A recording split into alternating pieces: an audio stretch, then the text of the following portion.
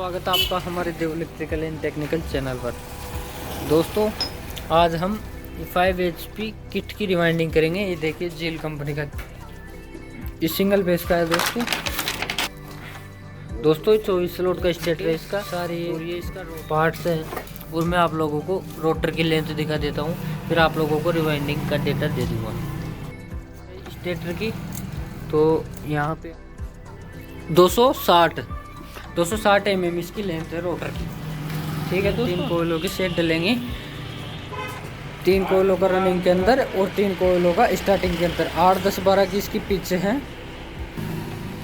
Running में gauge है 16 और स्टार्टिंग में गेज है 14। दोस्तों 16 के इसके अंदर 19 टर्न लगाने हैं आप लोगों को और 14 के 24 टर्न लगाने हैं प्रत्येक कोयलों के अंदर। टर्न सेम है और रनिंग के अंदर सारी के अंदर सेम है। तो